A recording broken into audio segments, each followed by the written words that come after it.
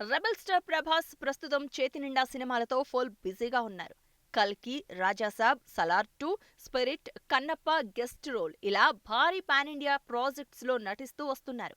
ఈ సినిమాలు పూర్తయితే ప్రభాస్తో సినిమా చేయడం కోసం మరికొంతమంది డైరెక్టర్స్, ప్రొడ్యూసర్స్ కూడా ఎదురు చూస్తున్నారు. అయితే తాజాగా ఓ స్టార్ హీరో తానే దర్శకుడిగా ప్రభాస్తో ఓ సినిమా చేస్తానంటూ చెప్పుకొస్తున్నారు. సలార్ సినిమాలో ప్రభాస్తో పాటు మలయాళ స్టార్ హీరో పృథ్వీరాజ్ సుకుమారన్ నటించిన సంగతి తెలిసిందే. ఫస్ట్ పార్టులో స్నేహితులుగా కనిపించిన ఈ ఇద్దరు హీరోలు సెకండ్ పార్టులో శత్రువులుగా పోరాడబోతున్నారు.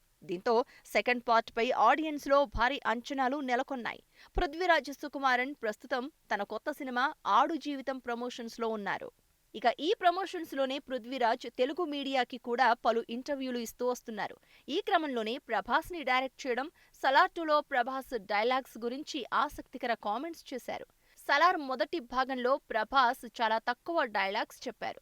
దీంతో సెకండ్ పార్టులో కూడా అలాగే ఉంటుందా అనే సందేహం ప్రేక్షకుల్లో కలిగింది. ఈ విషయం గురించి పృథ్వీరాజ్ ని ప్రశ్నించగా రెండో భాగంలో ప్రభాస్ కి ఎక్కువ డైలాగ్స్ ఉంటాయని పేర్కొన్నారు.